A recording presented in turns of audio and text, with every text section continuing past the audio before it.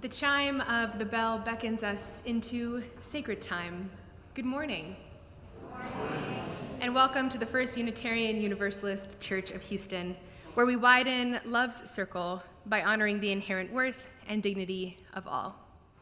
We extend a heartfelt and inclusive invitation to join us today in meaningful worship and service to the world.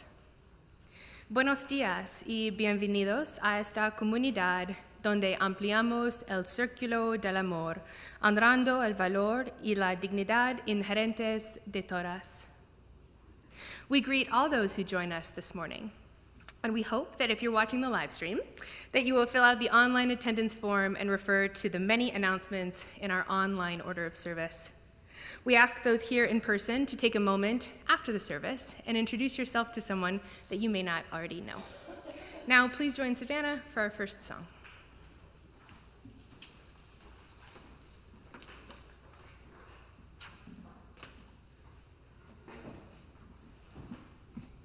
If everybody will turn to hymn 162 in their gray hymnal, gonna lay down my sword and shield and rise with me in body or spirit to sing.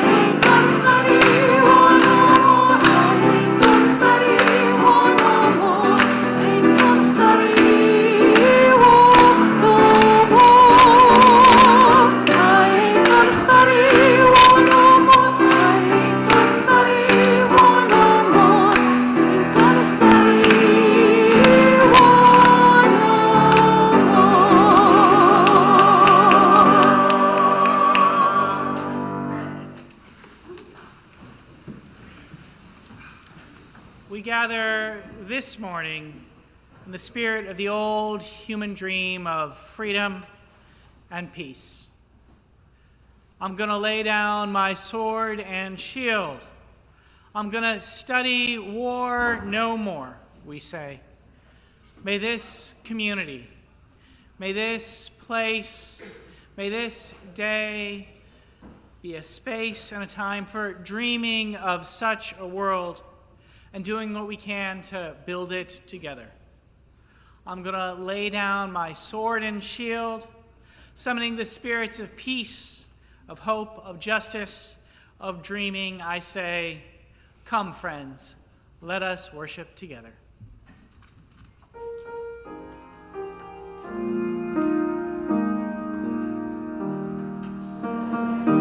Combattendo nuestras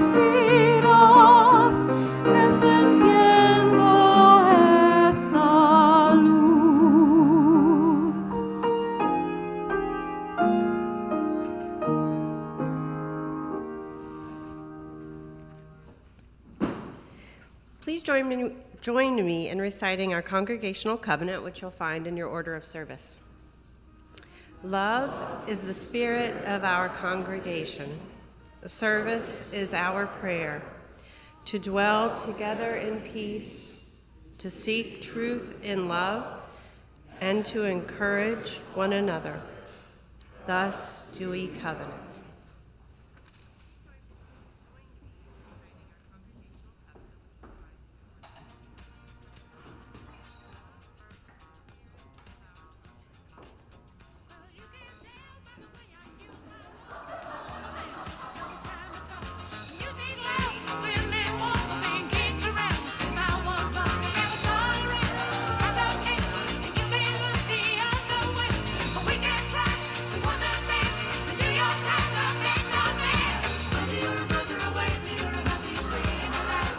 Hey, Earl, my man, what's happening?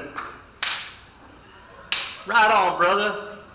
Peace, brother. You're looking awful smooth. Hey, well, I've just been to the disco. Hey, did you hear about the really cool auction going on at First Unitarian Universalist Church? It starts on November 29th with stuff being sold online.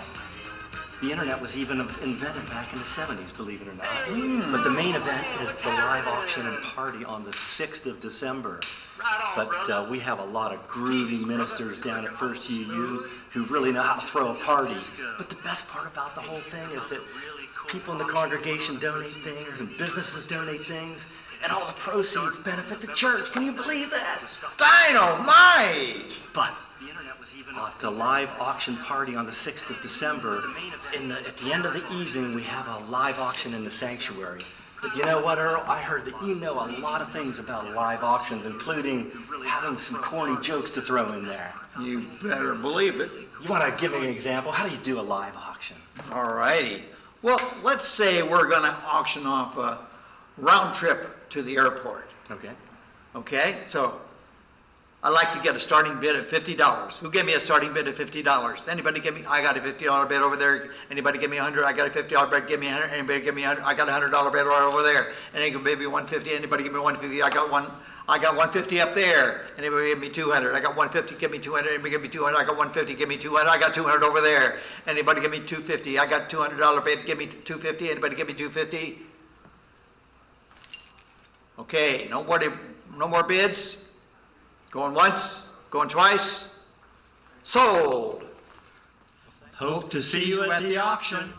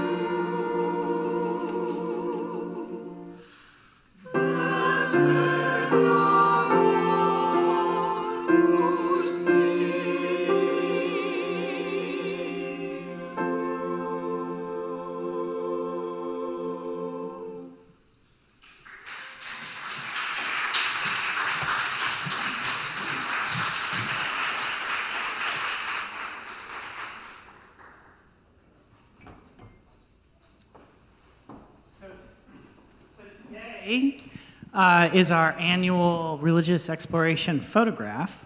So rather than just inviting you guys to sing the young folks off to their RE classes, we're all going to go off, not all, I, Kinsey, and the parents, not parents. Whew, okay, let's rewind. Kinsey and I and teachers and kids and youth are going to go out front, and Richard Dowdy's going to take our picture while you guys are having the prayer. And I'll come back in a little bit. So if you could all join us in singing as you go.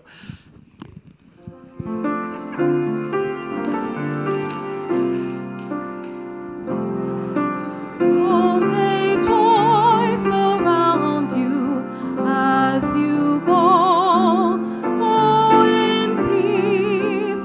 Know our love is with you always as you go. As you go.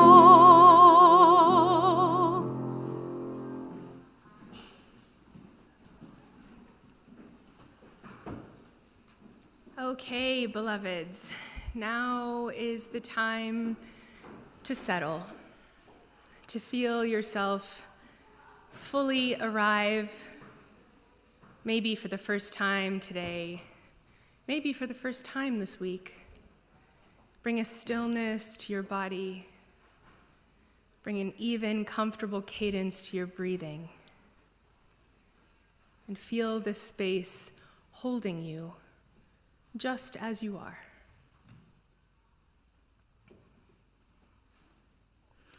Notice anywhere that you may be holding some tension in your body.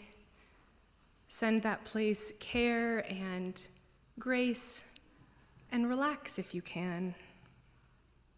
Allow your breaths to move in and out naturally. And as you feel the rise and fall of your body, extend gratitude for all that it's done to get you here today. And let's breathe together. Breathing in, I am breathing in. Breathing out, I am breathing out. Breathing in, I am grounded. Breathing out, I am grounded. Breathing in, I am calm. Breathing out, I am calm. Breathing in, I am peaceful. Breathing out, I am peaceful. Breathing in, I am safe. Breathing out, I am safe. Breathing in, I am grateful. Breathing out, I am grateful.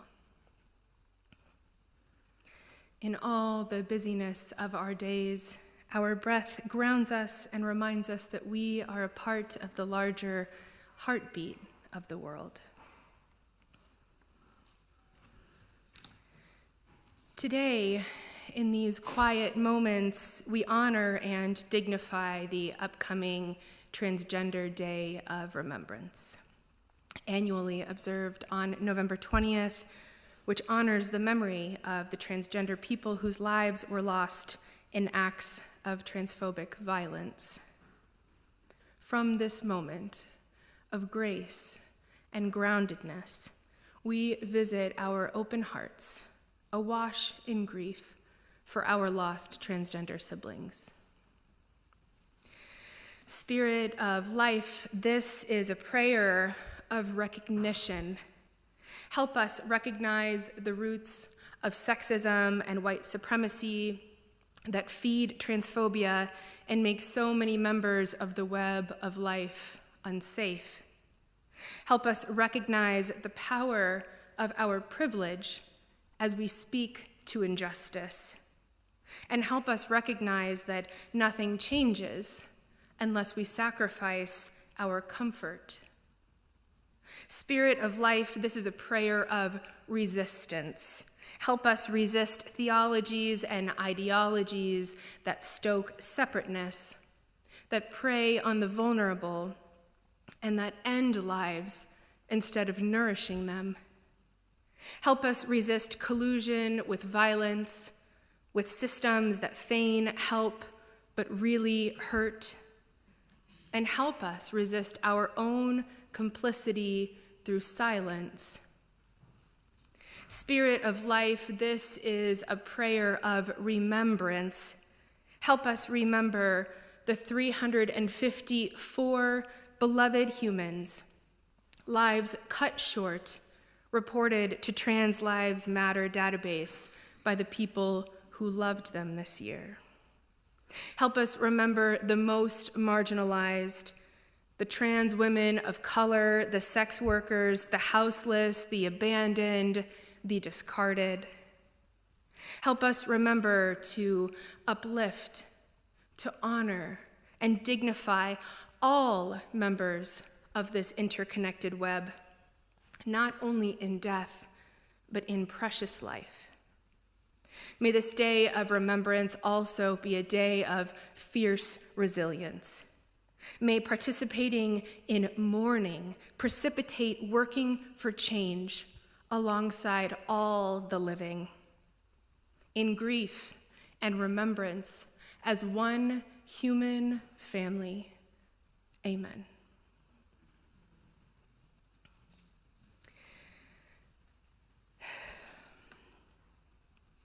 We pause now together to lift up that which is heavy and light on our hearts.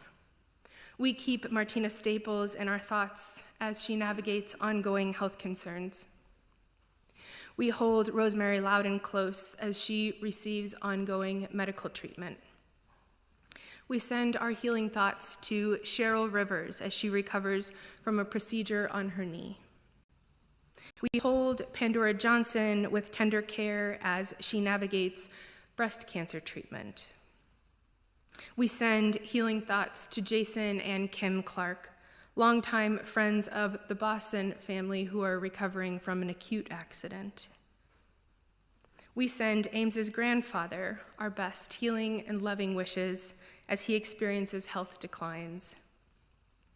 And we celebrate the member of this congregation who has a daughter and partner with an upcoming major dance event on Thanksgiving weekend. We are with you as you are nervous and excited. We hold all those in our hearts who are mourning the recent passing of a loved one, and any in our church family and our wider world who are recovering from accidents or illnesses or medical procedures. Our hearts go out to each of them and to each of you. Mi Sheberach is a prayer in the Jewish tradition for the healing of those whose names are called out by congregants. There are similar practices in the African, indigenous, and pagan traditions, and we honor these rituals by saying aloud or bringing to mind those who we wish to be held by the loving embrace of this religious community. They are a part of the great cloud of witness and memory, and we will, even if we don't know their names, hold them in our hearts.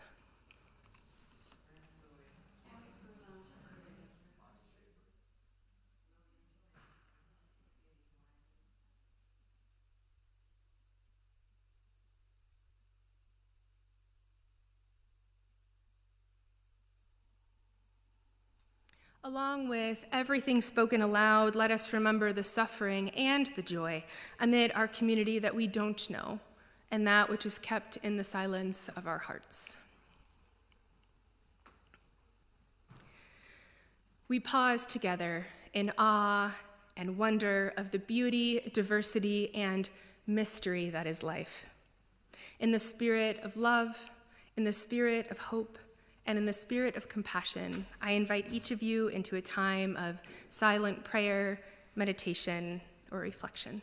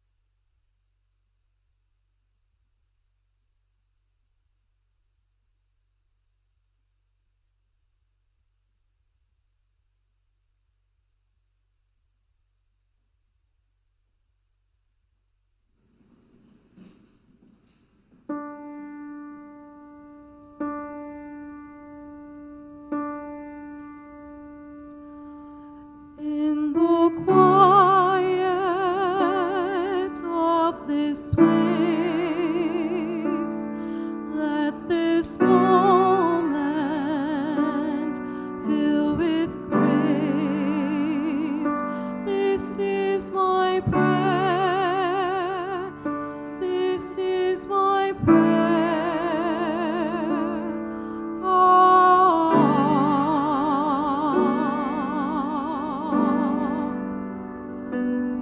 May the sense of mystery guide us through our journey. This is my prayer. This is my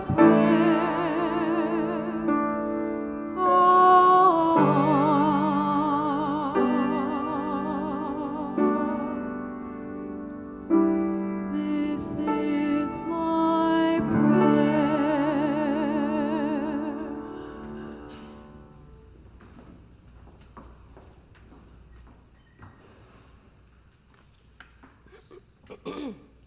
Excuse me.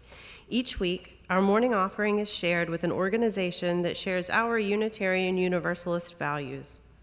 Through our generosity, our work in the world is proliferated and our values are brought to life. This week, we are supporting Texas Unitarian Universalist Justice Ministry, the UU State Action Network for Texas. This coalition represents dozens of UU congregations in Texas, all united around the mission to educate and organize UUs, congregations, and partners to advocate effectively for our principles in public policy and in the public square. We now invite Dale Story to speak further about Texas UU Justice Ministry's work.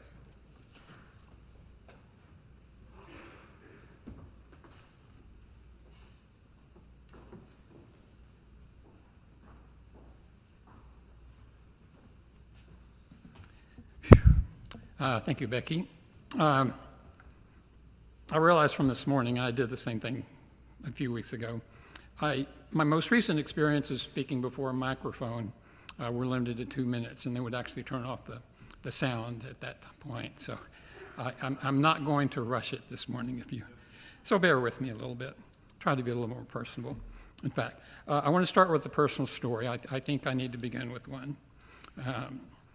While I've only been a UU for 4 years, many of you are lifetime UUs, but the seeds were planted over 50 years ago. We had formed an anti-war group at SMU and were invited to join the Dallas Peace Committee, which First Unitarian Church of Dallas was supporting and sticking with, providing us a facility on their campus, funding for an ED, supplies, etc. I was able to go. I've been to First Unitarian a couple of times, and I tried to get a sense. I think it was on St. Andrew Street where the house that we used was located.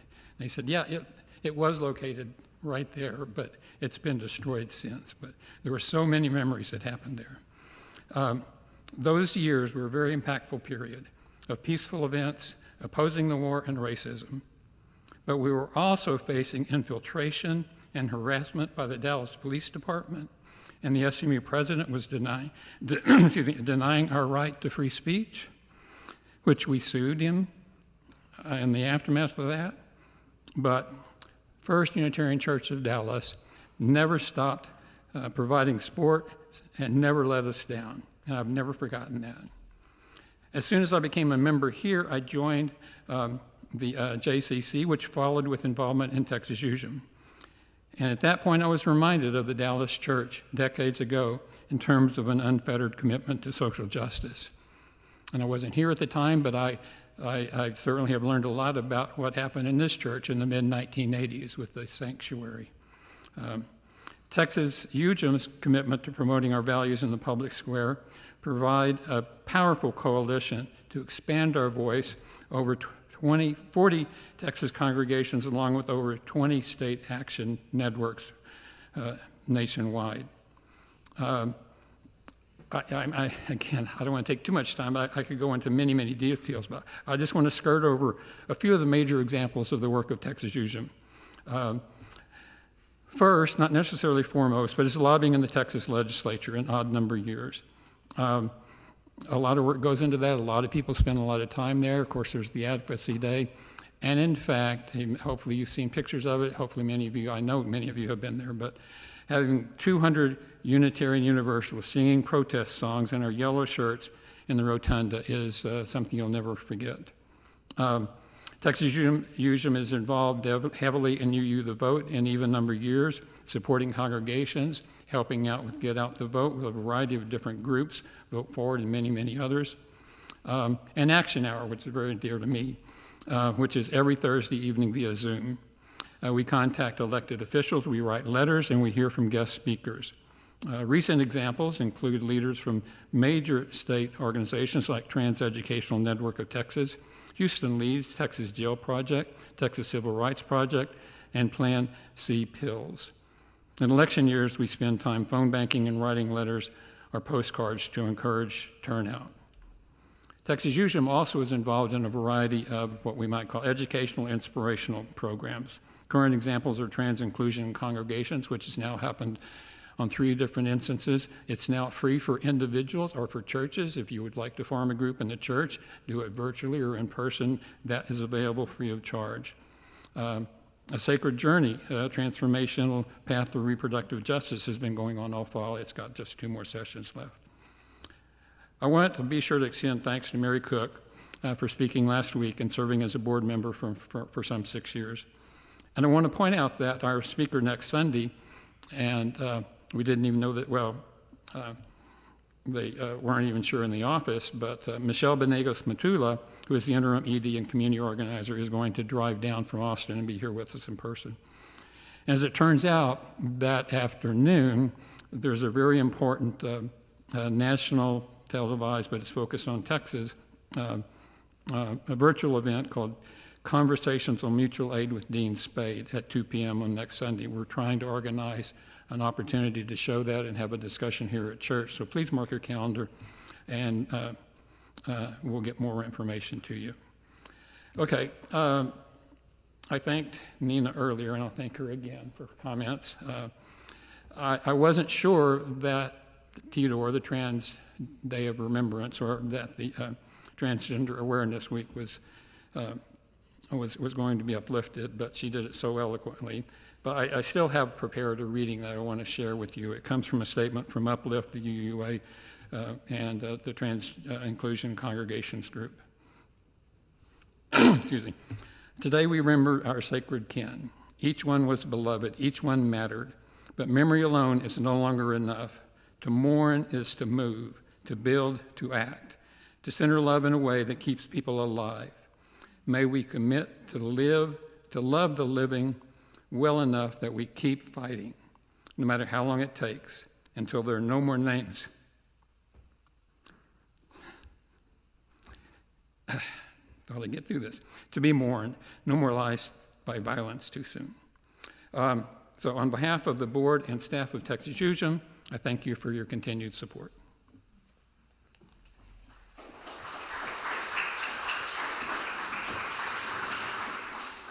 Thanks, Dale.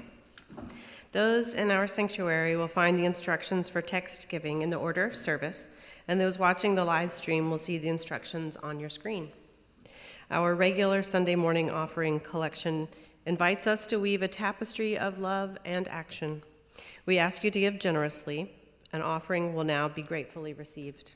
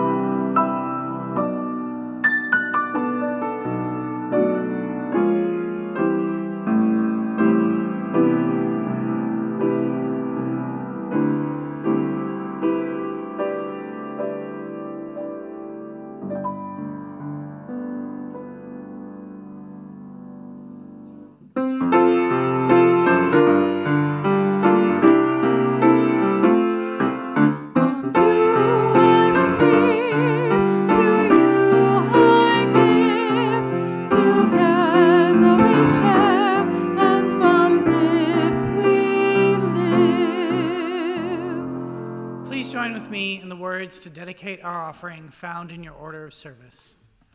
To the work of this church, which is weaving a tapestry of love and action, we dedicate our lives, and these are offerings.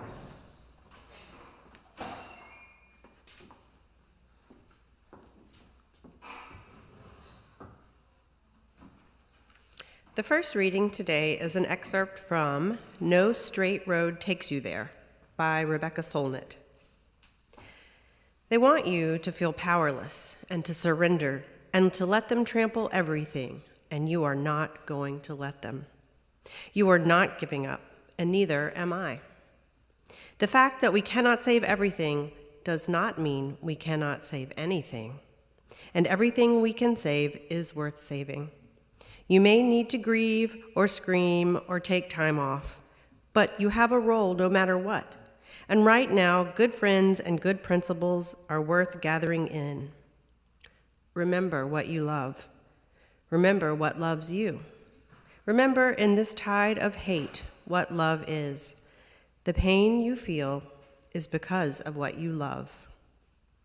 Here ends the first reading.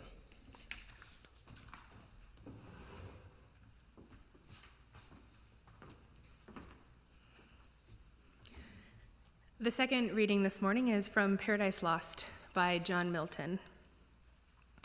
All is not lost. The inconquerable will and study of revenge, immortal hate and courage never to submit or yield? And what is else not to be overcome? That glory never shall his wrath or might extort from me. To bow and sue for grace with suppliant knee, and defy his power, who from the terror of this arm so late doubted the empire, that were low indeed, that were an ignominy and shame beneath this downfall, since by fate the strength of gods and this imperial substance cannot fail. Since through experience of this great event in arms not worse, in foresight much advanced, we may with more successful hope resolve to wage by force or guile eternal war irreconcilable. To our grand foe who now triumphs, and in the excess of joy soul reigning holds the tyranny of heaven. Here ends the second reading.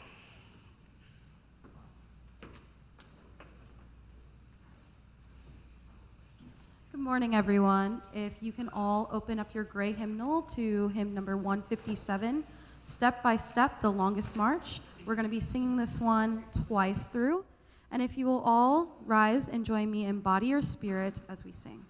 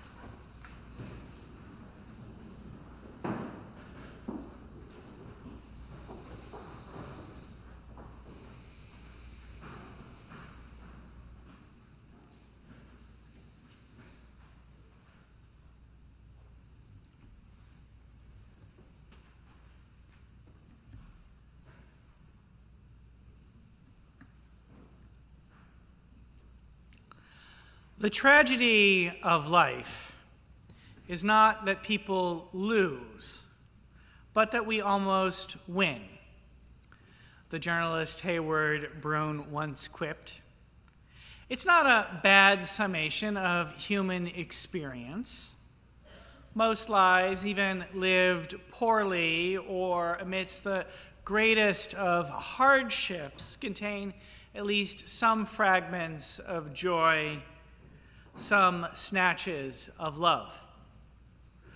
The cartoonist Keith Knight has an ongoing bit in his comic strip, the K Chronicles, designated to sharing life's little victories. These are those small moments of beauty, of hope, of inspiration or satisfaction that burst forth unbidden.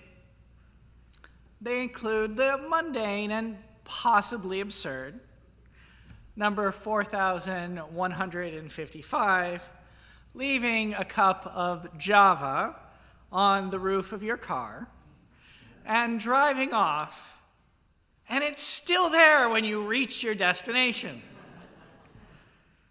as well as the extraordinary and perhaps profound Number 4159, your teenager from heck battles you every step of the way. The panel shows a father crying, "Where did I go wrong?" while his daughter screams, "Why can't I sniff glue and date 30-year-olds? Everybody's doing it. I hate you." And then 10 years later, she lists you as her hero on social media. But whatever wins there are, however big or little life's victories, we all come to a different point. Mary Oliver, the poet beloved by so many Unitarian Universalists, invited us to face it well with her words, "Doesn't everything die at last and too soon?" Doesn't everything die at last and too soon? Considering such queries, I'm convinced that one of the true struggles is to hold on to the good. Life's little victories, number 71,923, turning on the shower and the temperature is perfect, while accepting that life is filled with grief. The two are often interlinked.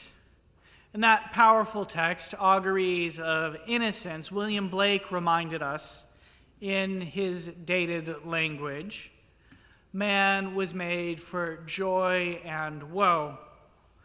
And when this we rightly know, through the world we safely go. Joy and woe are woven fine, a clothing for the soul divine. Under every grief and pine runs a joy with silken twine. Now, in recent months, I have struggled. There's been rather more grief in my life than joy. It's been hard at times to recall the silken twine that Blake reminds us runs under every woe. I suspect that the same has been true for some of you. I know that our congregation has had personal challenges amongst our membership. The dissolution of relationships, federal employees who have been furloughed during the government shutdown, struggles with food insecurity as the president has weaponized economic aid and turned a basic nutrition program into a bargaining chip. Friends or family members who've been kidnapped by ICE, the deaths of loved ones, illnesses, and all the accompanying hardships of human mortality. I imagine that for some of you, such things have made it hard to find that silken twine. The matter has been made worse, of course, by the political cruelty of the president and his acolytes. Lavish parties at Mar-a-Lago while families line the streets seeking aid from food banks. Huge tax breaks that condemn some of the planet's poorest peoples to go further ignominy and death. False promises of an end to the genocide in Palestine. Climate crisis denial. The administration's most favored Afrikaner on track to become the world's first trillionaire. We don't need billionaires, let alone trillionaires. There is much in public life to grieve. It is a central purpose of our gathering to hold us in both our public and private grief, to help us find the silken twine even when it seems so hard to grasp. One way we do this is in the way that we talk about building the beloved community. It's committing to create a space where, in the words of Sophia Betancourt, our association's president, we are constantly connected to a hope-filled belief in human goodness and capacity for love. The Buddhist tradition encourages us to lift up 3 jewels to assist us in our suffering, in the inevitable grief that our lives have almost always won. One of these jewels is the Sangha, the religious community. When you enter into our sanctuary or join us online, you are invited into a space where you can share your grief and work to soothe the grief of others. That's one way I interpret 2 lines from our covenant to love is the spirit of our congregation and to encourage one another. Such a spirit helps us to locate those great silken twines.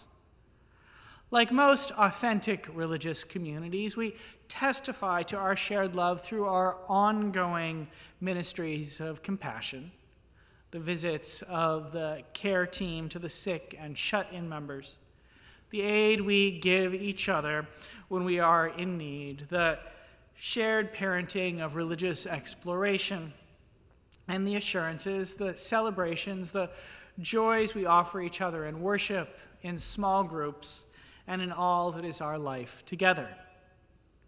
At our best, we exemplify our shared love, as many religious communities do, when we live out that old socialist slogan, from each according to their abilities, to each according to their needs.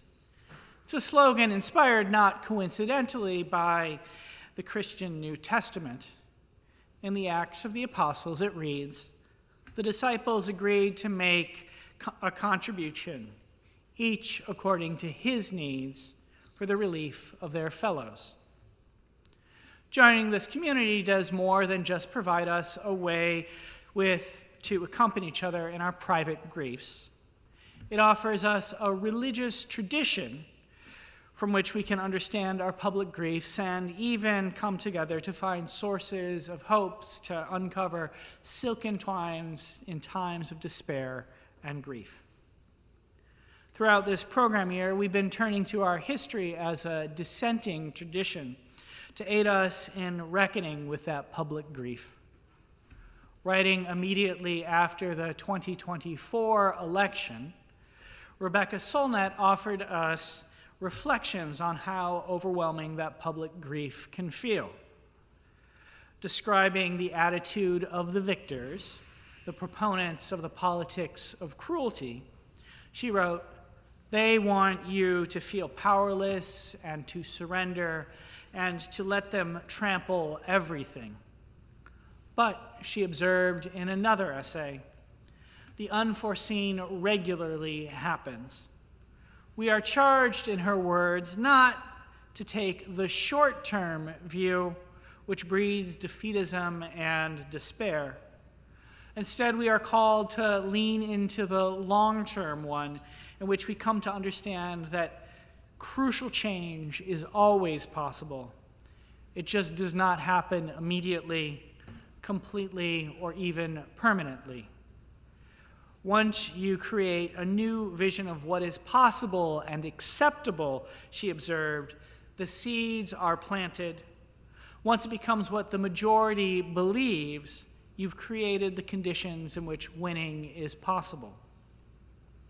The planting of seeds, the lifting of silken threads, the creating of the conditions in which winning is possible. The historian Robin Kelly names this work freedom dreaming, the act of seeing life as possibility, even in times of defeat and despair.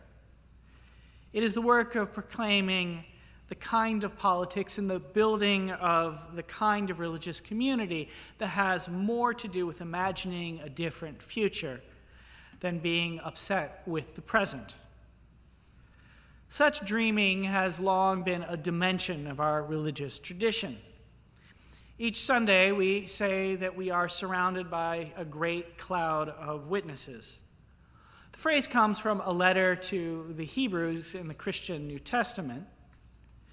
There it reads, in part, "With the great cloud of witnesses around us, therefore, we must throw off every encumbrance and run with the resolution of the race which lies ahead of us.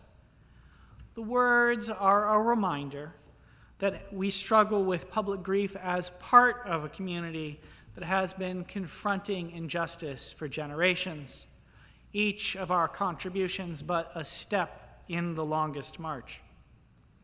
Doing so, walking or traveling this way step by step, we seek to bring about our aspirations for a better world, to live in a society where, to invoke Cornel West, justice becomes what love looks like in public. One of our great religious ancestors who invites us into freedom dreaming during times of despair, who points a way to sit with public grief, even as we hold on to our private griefs, is the poet John Milton. You might not think of him as a Unitarian. His name rarely gets dropped into the cloud of witnesses of Ralph Waldo Emerson, Frances Ellen Watkin Harper, Margaret Fuller, Mary Wollstonecraft, Frederick Douglass, or Theodore Parker, that collection of 18th and 19th century divines who we often invoke as our religious ancestors. But Milton was a religious dissenter who held distinctly anti-Trinitarian views, conceiving of Jesus not as the same entity as God, but as a distinct being from God. William Ellery Channing, the 19th century for whom our fellowship hall is named, thought so highly of Milton that he wrote a short book titled Remarks on the Character and Writings of John Milton. In it, he not only lifted up the poet's constant attachment to liberty and detailed how he was devoted to freedom of thought, of conscience, and worship, freedom to seek, profess, and propagate truth, but emphasized Milton's Unitarianism. Channing held the poet to be one of our greatest forebearers, and his poem, Paradise Lost, to be perhaps the noblest monument of human genius. It's possible that you have neither heard the poet's name nor thought about his poem before. Milton was a 17th century political and religious radical as well as a writer. Educated at Cambridge, he was a defiant believer in the importance of the separation of the church and the state. He defended freedom of speech and freedom of the press when such positions were branded as heresy. An opponent of the Church of England, a mocker of bishops, he took the revolutionary cause during the English Civil War. A staunch supporter of republics, res publica, the people shall rule, he wished for no kings in England, made no apologies when Charles I lost his head, and served the Commonwealth as its chief propagandist against monarchs. But opposition to monarchs did not last long. The king was beheaded, the people ruled, then a new king was enthroned. Milton's friends were imprisoned, tortured, and executed. He escaped the noose or the blade. A wanted man, he hid while his writings were burned. Isolated, alone, impoverished, his beloved wife recently dead, the light gone out, born with sight, he died blind in both eyes. Pushed to the social margins, all he cherished in retreat, the poet summoned his genius and composed his great text as he struggled with private and public grief. All is not lost. The unconquerable will and study of revenge, immortal hate, and courage never to submit or yield, and what else is not to be overcome. The poem, you might recall, recounts the tale of Adam and Eve's expulsion from the Garden of Eden, elaborating greatly on a text found in the Hebrew Bible where Milton recounts how, tempted by the fallen angel Satan, who he perhaps casts as humanity's real hero. They eat the fruit of knowledge, anger God, and are expelled from paradise. Their tale of loss is an original story of public grief. Once humanity had utopia, the story goes, all was right with the world, all freedom dreams had been realized. There was universal health care, quality education. Mike Miles and Mike Morath had nothing to do with their school system. Everyone who needed special education received it. Mass transit worked. Everyone who wanted to find work could find a job with grace and dignity. There were homes for all. No one struggled on the streets of Houston. And everyone had an abundance of the good things in life. Eden was supposed to be something like that. But humanity strayed and lost it all. The poem, no doubt, was an allegory for all that Milton thought had been lost when a king was returned to the English throne. Written in the midst of his grief, though, he did not proclaim an ending that imagined permanent victory of monarchs. Instead, he invited his readers to dream with him of future possibilities, to recover and reimagine the silken twine. Pushed out of the garden, the temporary utopia of the republic that had flourished without the king gone, Milton did not close his poem with a note of enduring despair or overwhelming grief. Instead, he encouraged his readers to understand that the possibility of freedom still lay before them. The poem's penultimate verse reading, "The world was all before them, where to choose, their place of rest and providence their guide." Such thick history may sit ill on a Sunday morning, but within it, I think, can be found some hope and assurance that together, amidst the greatest of difficulties, we might say with the playwright Samuel Beckett, "I can't go on, I'll go on. I can't go on, I'll go on."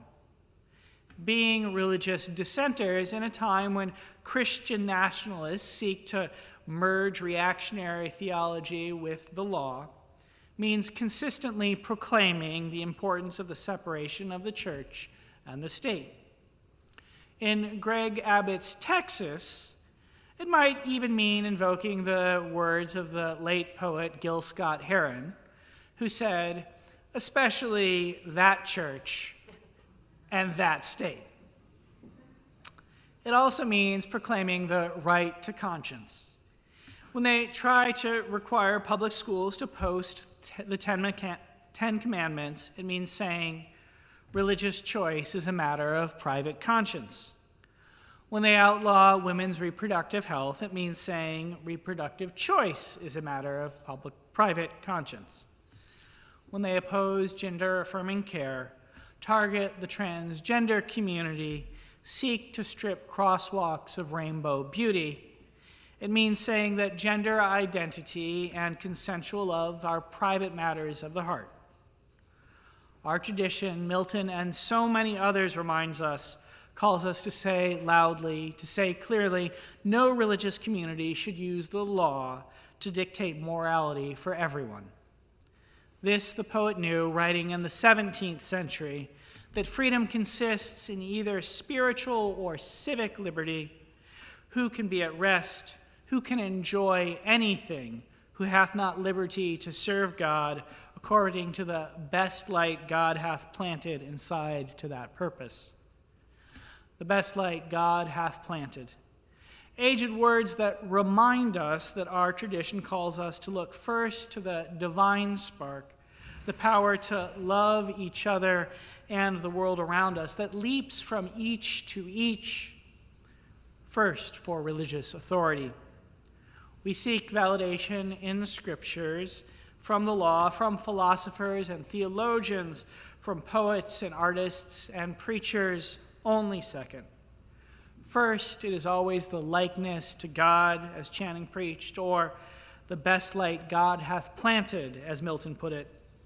First, the love found in each of our hearts. Second, everything else. In the midst of our griefs, private and public, the love inscribed in each breast and proclaimed in our covenant, love is the spirit of our congregation, should cause each of us to always ask two questions. First, how can I demonstrate my love to others? Second, how can I carry on the tradition of dissent, where justice becomes what love looks like in public? The answers to such questions are never definitive. The world was all before them, where to choose, the poet told us. But they can be found, in part, here and other religious communities where, during times like these, when it feels like we live in the midst of defeat, when it appears in Solnut's words that those who want us to feel powerless and to surrender, as they might trample everything, are winning, when we seek to actualize love together in our shared work of compassion, we invite each other to dream of freedom so that of what will come after this time of public grief. Our tradition invites us into such imaginings, such a dreaming, such summonings of the silken twine. Such summonings can be found in Paradise Lost and in so many other texts and actions and stories by and about many of the religious ancestors who lived through times of public grief to proclaim that another world is possible. This Sunday, every Sunday, let us invite them into their dreams to be with us so that we might truly inhabit that cloud of witnesses and be inspired by them even during the most difficult of times, to speak not of paradise lost, but of paradise found. That it might be so, I invite the congregation to say, Amen.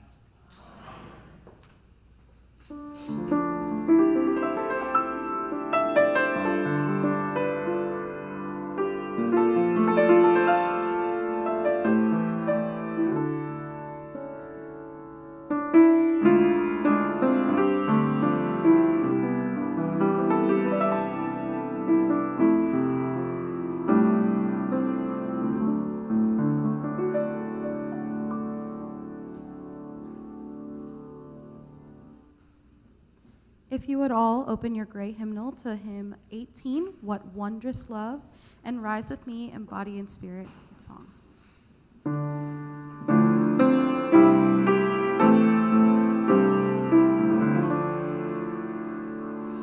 What wondrous love is this, oh my soul, oh my soul. What wondrous love is this, oh my soul. What wondrous love is this that brings my heart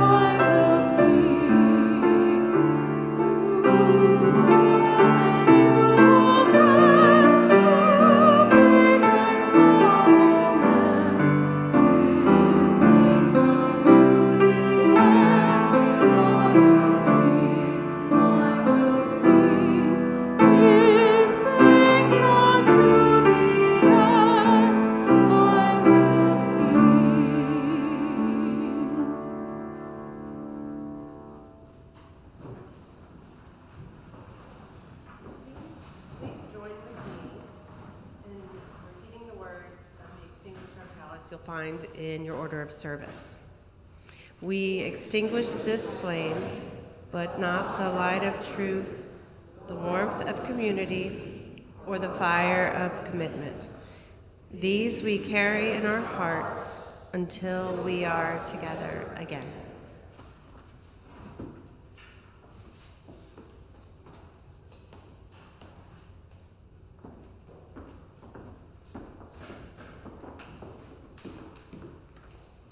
Let us leave this place knowing that we always have the power to dream a better world, and that the wondrous love that sits in our heart can help us bring that world into being. So let us go in peace, let us seek justice, let us make our lives a blessing. Amen.